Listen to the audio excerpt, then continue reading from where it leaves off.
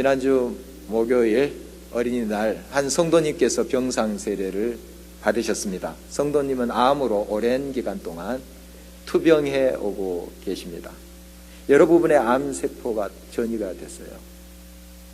얼마나 고통스러운지 시간이 참 견디기가 힘든 그러한 상황에 있습니다. 가만히 앉아 있는 것도 참 힘들어서 주일 예배 가끔씩 오시는데요. 참 어렵습니다. 마음은 있지만 이 예배에 참석을 한다는 게 쉽지 않아요. 오늘도 이제 못 오셨죠. 그 부인을 한 10년 전에 또 암으로 잃으신 분이에요. 그러니까 얼마나 그 삶이 힘들겠습니까? 그 사랑했던 아내를 하나로 먼저 보냈어요. 그리고 지금 이 기가 막힐 병을 본인도 얻어서 투병하고 있는 것입니다. 하나님을 향해서 잠시 마음이 열렸으나 그러나 이러한 고통의 시간, 정말 이해하기 힘든 이런 시간 속에서 그 하나님께 원망하는 마음이 왜 없겠습니까?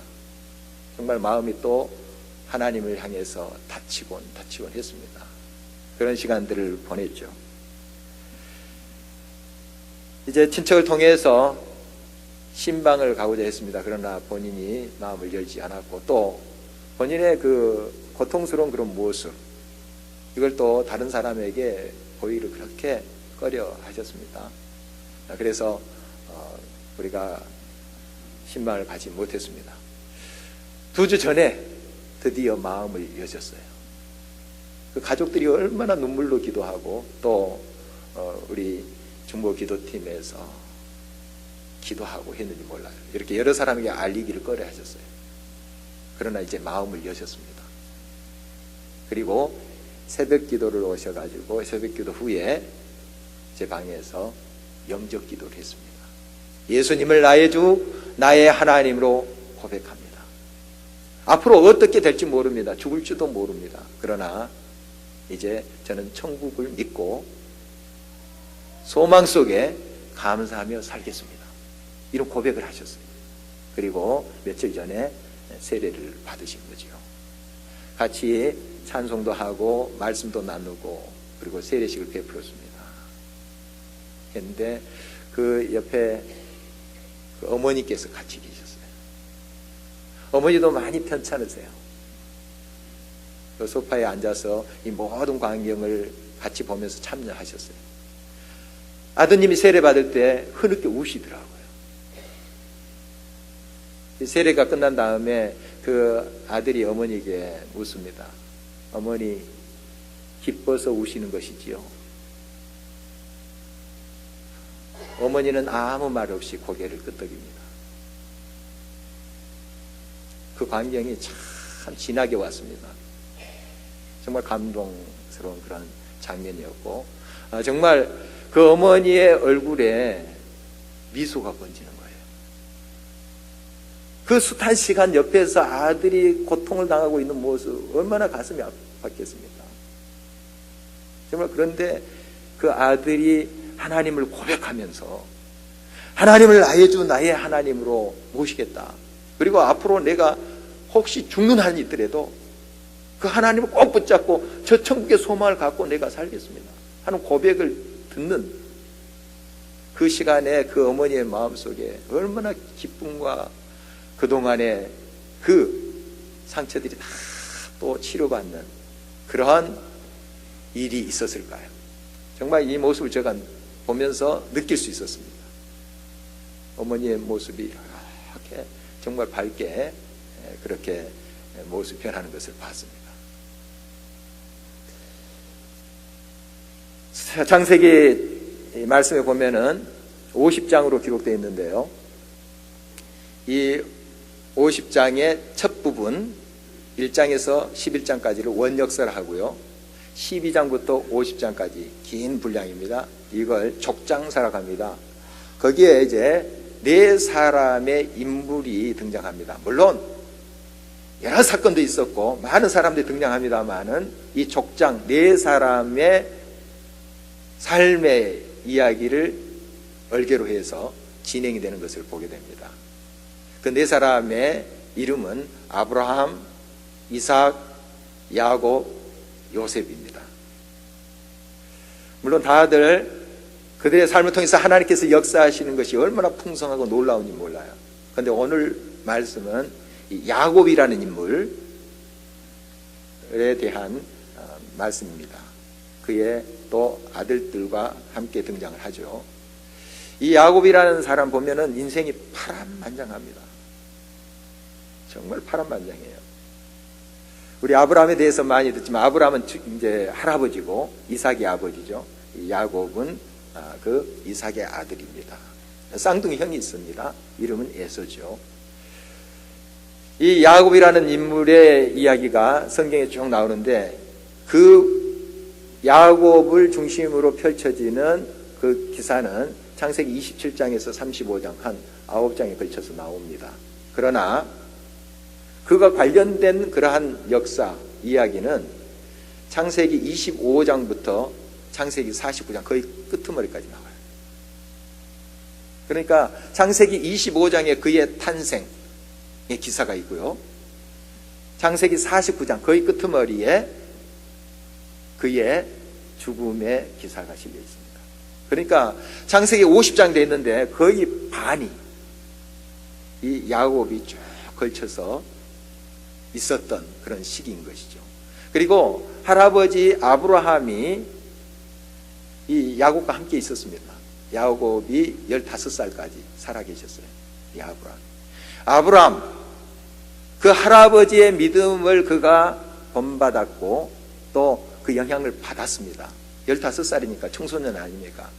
어릴 적에도 할아버지 무릎에 앉혀서 그 성경 말씀 또 하나님이 살아계시고 함께 하신 것을 들었을 거예요. 분명히 그럴 할아버지죠. 아브라함.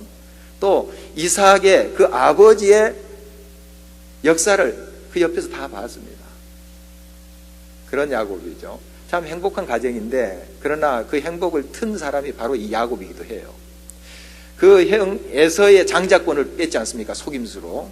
또 아버지와 그 형을 속이고 아버지가 그 형을 축복해야 되는데 아버지를 속여가지고 그 축복을 자기가 받아버려요. 가로채버리잖아요.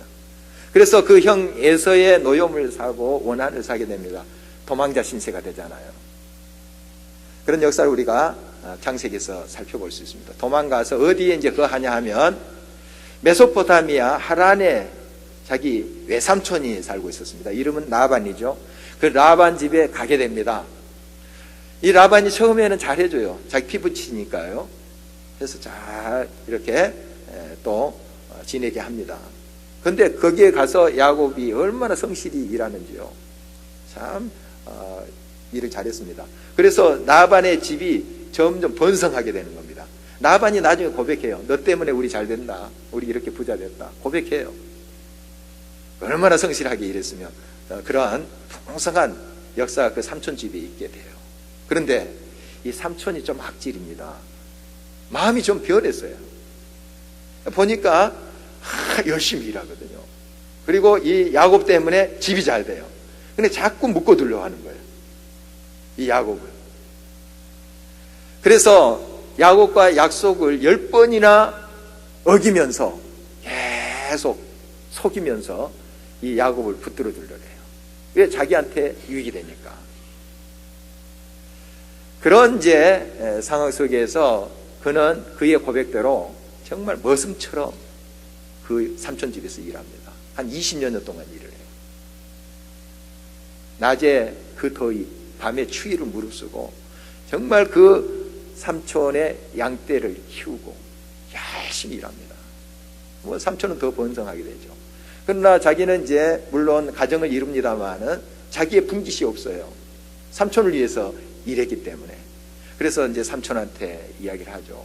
이제 제 가정도 이루고 식구들이 이렇게 많은데 저희 분깃을 주십시오. 이제 삼촌도 부자니까. 그래서 이제 그렇게 하자 했는데 하나님께서 이 야곱에게 또 복을 주시는 거예요. 번성케 합니다. 삼촌 라반도 부자예요. 지금 그 자식들도 부자예요. 그러니까 이 야곱에게 있어서는 외사촌들이죠. 다 부자예요. 잘 삽니다. 그러면 야곱이 그동안 고생했으니까 또 야곱도 부자가 되는 거 박수 쳐주면서 기뻐할 일 아니겠어요? 근데 시기심이 생기는 거예요. 우리보다 더 부자가 될 것 같아. 이런 생각을 하게 된 거죠. 그래서 어떤 모함을 하는가 하면 그 외사촌들이 야곱에게 우리 아버지 재산을 빼돌렸다. 그래서 저렇게 부자가 된 거야. 이런 모함을 하는 거예요. 그리고 급기야 칼을 들어서 칠 기세입니다. 이런 상황 속에서 어떻게 야곱이 거기를 버텨나겠습니까? 거기에서 이제 빠져나오려고 하죠. 도망치도 나옵니다. 물론 또 아버지가 지금도 생존해 계실까? 항상 이것이 궁금했어요. 20여 년이 지났으니까요. 그래서 고향에 대한 그름이 얼마나 컸겠습니까? 그러나 형 때문에 못 가는 거죠, 지금. 형의 원한을 샀기 때문에. 형이 지금도 나를 용서하지 않았을 거야 하는 그 생각 때문에 못 갔는데 이제 가야만 됩니다.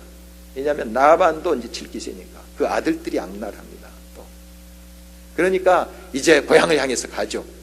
우리 지난주에 살펴봤듯이 그 형 에서가 20년 동안 칼을 간 거예요. 400명의 사람들 데리고 와서 죽이려고 하는 겁니다. 그런 와중에 그가 정말 씨름하듯이 기도하지 않습니까? 환도뼈가 다쳐서 또 불구의 몸이 됩니다. 그런 이제 과정을 거쳐서 형과 회우합니다. 정말 서로 용서하고 얼마나 아름다운 일이 있었습니까? 그것도 잠시입니다. 딸 디나 사건이 일어나잖아요. 딸이 세겜 사람에 의해서 강간을 당합니다. 엄청난 그러한 충격이었죠. 이것 때문에 그 오빠들이 칼을 들고 세겜 사람들 다 쳐버립니다. 살육군이 버려져요. 이렇게 파란만장한 일이 그의 삶 속에 계속 불어닥치는 거예요. 이제 형과 화해했습니다. 그리고 좀 마음을 추스렸어요. 자녀를 낳았습니다. 12명의 자녀를 낳았죠. 그런데 마지막 아들이 베냐민이고 그 다음에 11번째 아들이 요셉이에요. 요셉인데 한 어머니 밑에서 낳았습니다. 라헬이라는 아내인데 이 라헬이라는 자기가 제일 사랑하는 그런 아내인데 이 아내가 마지막 아이를 낳다가 죽습니다. 베냐민을 낳다가 죽어요. 이 베냐민은 자기 어머니 얼굴도 몰라요. 자기 낳고 죽었으니까. 그래서 어머니에 대한 그런 기억이 없어요. 그러나 요셉은 달라요. 요셉은 어머니 얼굴을 알아요. 어머니랑 함께 했던 시간 다 기억하고 있어요. 그런데 하루아침에 이 어머니가 없어져 버린 거예요. 죽은 거예요. 얼마나 충격이겠습니까? 얼마나 충격이겠어요. 우리가 이제 요셉을 야곱이 편애했다. 12아들 중에 이 요셉의 채색 옷도 입히고 이렇게 잘 해줬다. 그래서 편애했다 이렇게 우리가 이야기하죠. 물론 그런 면이 있습니다. 그러나 단편적으로 그렇게 야곱의 행위를 정죄할 수는 없어요. 왜냐하면 불쌍한 아이거든요. 다른 자식들은 아직까지 어머니들이 생존해 계세요. 그런데 이 아이 엄마가 없어요. 그러니까 더 마음이 가지 않겠습니까? 그래서 편애로 드러난 겁니다. 물론 좀 더 지혜롭게 야곱이 했으면 좋아요. 그러나 우리가 어느 정도 이해할 수 있는 부분입니다. 그런데 이 사랑하는 아들, 특별히 감싸주는 이 아들이 죽었다는 소식을 듣게 돼요. 17살인데 청소년이지 않습니까? 정말 그 요셉이 죽었다는 소식을 이 야곱이 듣게 돼요. 물론 우리가 알고 있죠. 죽은 건 아닙니다. 그런데 그 형들이 죽이려고 했었어요. 시기심 때문에. 아버지가 얘만 편해 이런 생각 때문에. 그래서 형들이 죽이려 하다가 죽이지는 말자 하고 판 것 아닙니까? 그래서 애굽으로 팔려간 겁니다. 종으로. 그리고 형들은 아버지를 어떻게 속이느냐 하면은 짐승을 잡아가지고 짐승의 피를 요셉의 옷에 묻혀가지고 가서 이거 요셉의 옷 아닙니까? 보니까 요셉의 옷이에요. 짐승이 요셉을 죽였습니다. 이러는 거예요. 그걸 그대로 믿은 거죠. 그 아버지의 마음을 보십시오. 그렇게 사랑스러웠던 아들이 하루아침에 없어져서 죽었다는 거예요. 그것도 처참하게 짐승에 찢겨서. 여러분, 그 아버지의 심정을 좀 이해할 수 있지 않겠어요? 어제까지 운동장에서 뛰놀았던 고등학생들이 수학여행 간다고 배 타고 왔어요. 하루아침에 없어져 버린 거예요. 그 아비 어미의 심정을 우리가 조금 이해할 수 있잖아요. 얼마나 고통스럽겠습니까? 이런 파란만장한 인생이 바로 야곱의 인생이에요. 나중에 이 요셉이 애굽의 국무총리가 극적인 그런 사건이 일어났던 거 우리가 알고 있죠. 국무총리가 됐어요.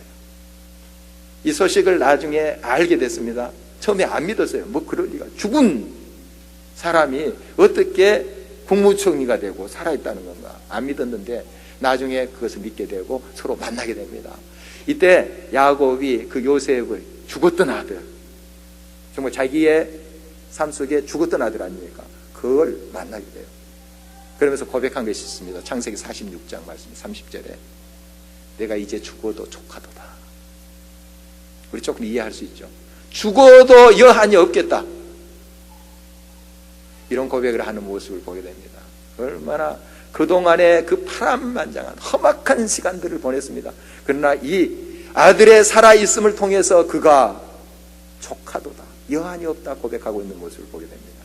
그가 국무총리가 돼서 그렇게 기뻐했을까요? 야, 대단히 내 아들 성공했다, 이것이 기쁨을 줬을까요? 아닙니다. 그냥 살아있는 것, 그것이 기쁨이었어요. 죽었다고 생각한 그 아들이 살아있는 것 그 자체가 그에게 큰 기쁨이 되었고, 그동안 모든 아픔과 고통과 그 몸부림이 삽시간에 다 치유가 되어버린 거예요. 여러분, 부모인 우리들의 입장에서 한번 바꿔놓고 생각해 볼 수 있어야 됩니다. 물론 자녀들이 바르게 살고 성공해서 여러분 마음을 기쁘게 해주는 것 효도일 것입니다. 참 감사할 거예요. 그러나 여러분 기억하십시오. 그 자녀가 살아있음을 감사하십시오. 먼저 그 자녀가 지금 살아있다는 사실을 감사하세요. 물론 여러분 마음에 지금 안 들 수 있고 여러분의 마음을 아프게 할 수도 있습니다. 요셉도 본의 아니게 불효를 한 것 아니겠습니까? 자기가 뭐 의도한 것은 아니지만 먼저 세상을 떠난 것으로 아버지에게 그렇게 인식이 됐잖아요. 이거 자체가 불효인 것 아니겠습니까? 그러나 그가 살아있었던 거예요. 여러분, 지금 속을 썩여도 끝까지 여러분의 기도가 있는 한, 눈물이 있는 한 그 자녀 다시 일어섭니다. 하나님 회복하십니다. 살아있음을 감사하십시오. 저도 이제 자녀가 있지만 정말 이런 마음이 쉽지 않아요. 그러나 항상 이 야곱의 마음을 다시 한번 묵상합니다. 요셉이 훌륭한 인물이 돼서가 아닙니다. 지금 바르게 살고 대단한 영향력을 끼친 인물이 돼서 그가 기뻐한 것이 아니에요. 살아있는 게 기쁨이에요. 그리고 우리가 살아있음으로 기쁨을 주지만 또 바르게 살아야 되는 것도 이제 따라야 되겠죠. 여러분, 정말 살아있음에 감사하십시오. 먼저 이것입니다. 정말 이 야곱은 죽었던 아들 요셉을 만나서 그렇게 기뻐하면서 하나님을 찬양했습니다. 이제 요셉이 바로에게 자기 아버지를 데리고 가죠. 그래서 소개를 합니다. 아, 야곱 참 멋져요. 130세 노인이 딱 그 왕 앞에 가면서 먼저 축복합니다. 하나님의 큰 복과 은혜가 있을지어다. 멋지죠. 왕인데 그 제국을 거느린 왕이지 않습니까? 그러나 축복해요. 그렇다고 그렇게 교만하지 않습니다. 왕이 묻는 말에 대답합니다. 나이가 얼마뇨? 했더니 내 나그네 인생길이 130년밖에 안 됩니다. 그러나 험악한 세월을 살았습니다. 하고 나올 때도 딱 왕을 축복하며 나옵니다. 성경 보십시오. 멋져요. 노인인데 정말 이렇게 그의 삶을 고백합니다. 험악한 세월을 살았습니다. 험악한 세월을 살았습니다 하는 고백은 지금 나는 여한이 없습니다 하는 것이 거기에 스며 있는 거예요.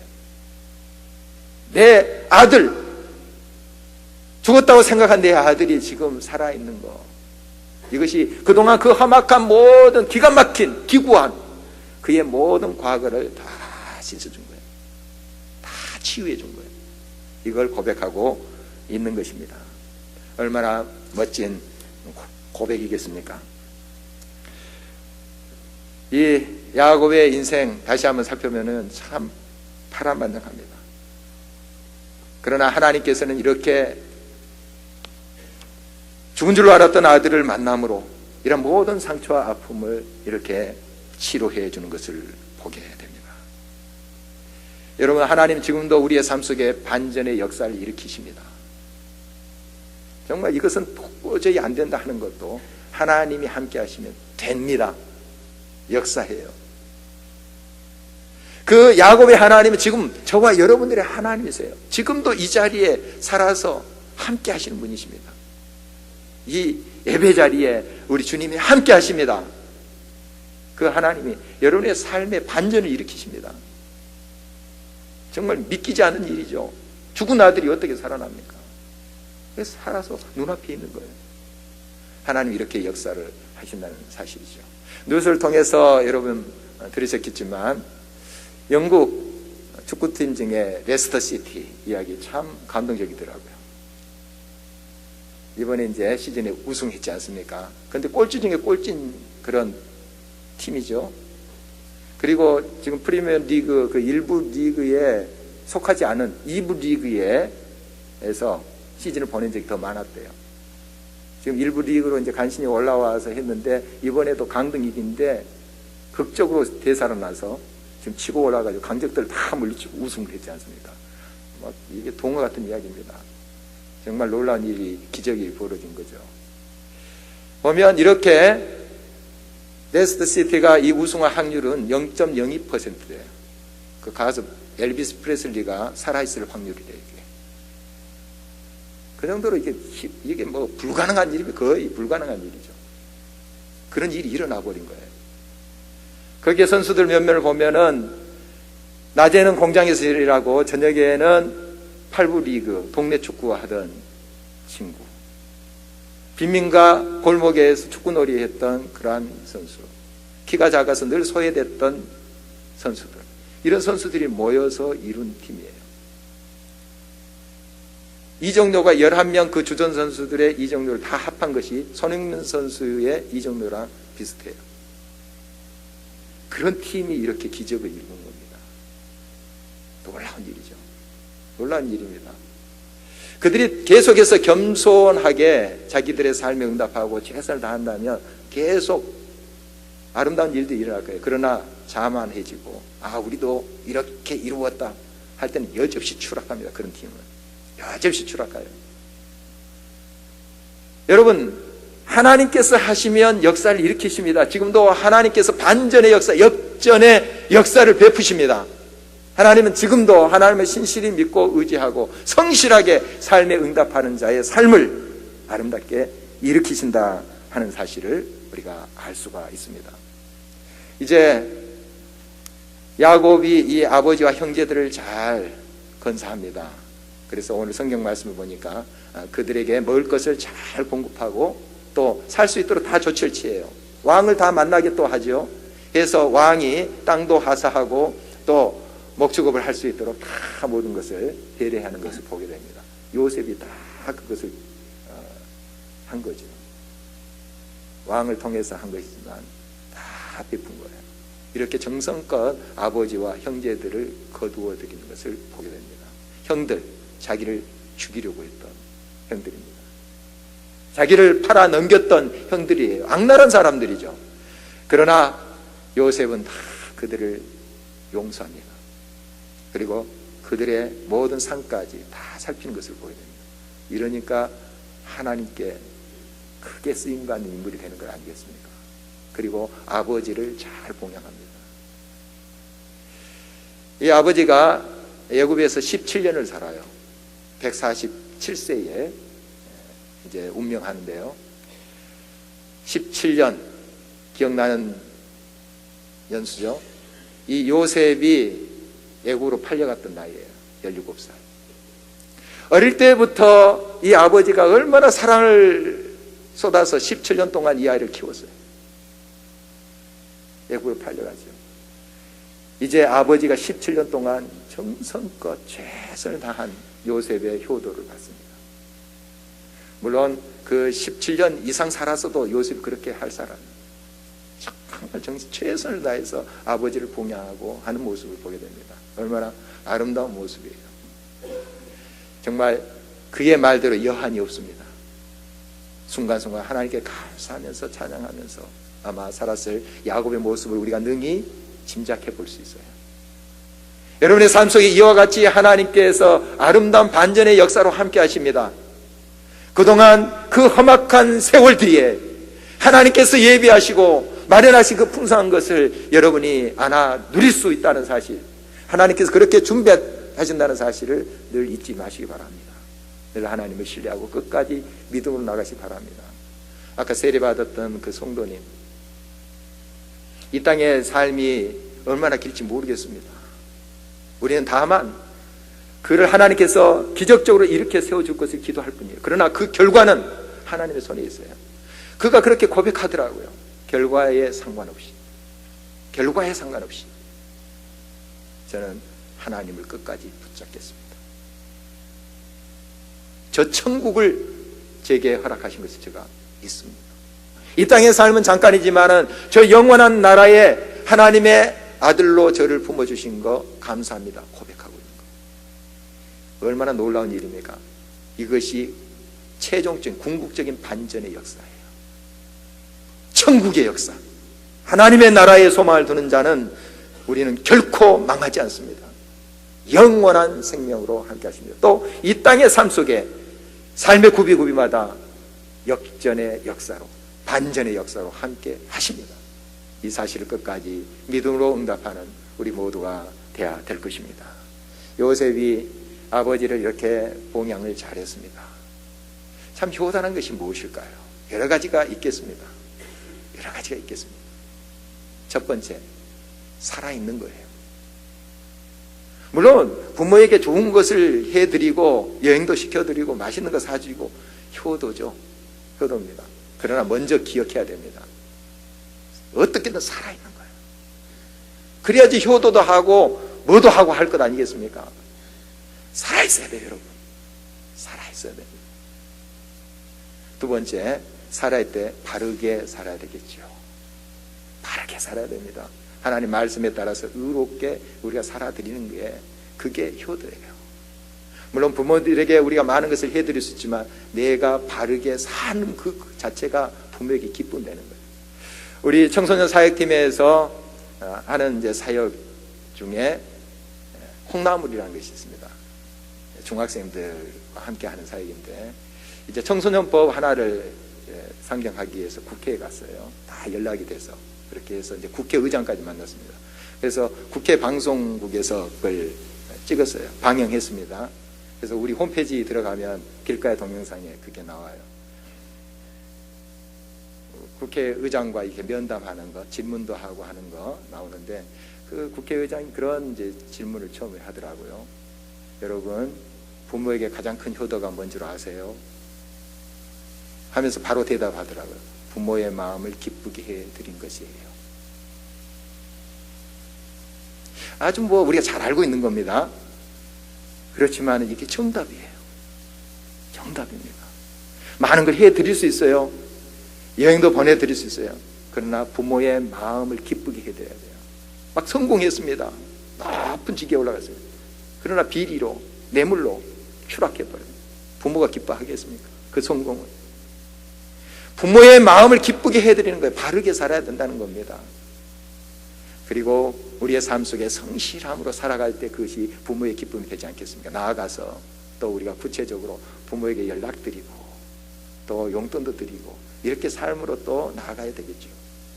여러분, 어버이날을 또 맞이합니다. 이 한 날만 어버이날이겠습니까? 우리가 특별히 이 날 더 기억하면서 어버이의 마음을 기쁘게 해드릴 일이 무엇인가 생각하고 구체적으로 나아갔으면 좋겠습니다. 그리고 정말 부모의 마음을 시원케 해드리고 기쁘게 해드리는 날이 되기를 바라고요. 또 우리가 구체적으로 더 부모를 봉양하는 요셉처럼 그 사랑을 드리는 삶으로 나아감으로 우리의 가정이 더 아름답고 하나님께서 보시기에 또 행복한 가정이 되시기를 주의 이름으로 축원합니다.